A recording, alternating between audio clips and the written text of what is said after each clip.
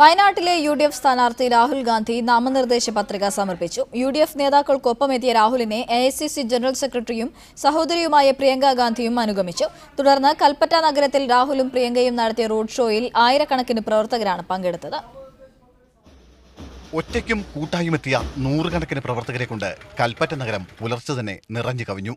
പിന്നെ പ്രിയ നേതാവിന് വേണ്ടിയുള്ള കാത്തിരിപ്പിന്റെ മണിക്കൂറുകൾ. ഒടുവിൽ 11:20 രാഹുലിനെയും വഹിച്ചുകൊണ്ടുള്ള പ്രത്യേക ഹെലികോപ്റ്റർ SKMJ സ്കൂൾ മൈതാനത്തെ ഹെലിപാഡിന് മുകളിലെത്തിയതോടെ പ്രവർത്തകരുടെ ആവേശം അണപൊട്ടി.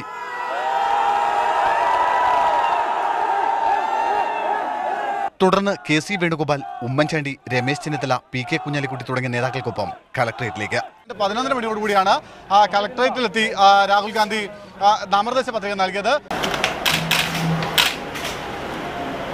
തുറന്ന വാഹനത്തിൽ കൽപ്പറ്റ ബൈപ്പാസ് ജംഗ്ഷനിലെത്തിയ രാഹുൽ ഗാന്ധിയും പ്രിയങ്കയും അവിടെ നിന്നും റോഡ് ഷോ ആരംഭിച്ചു.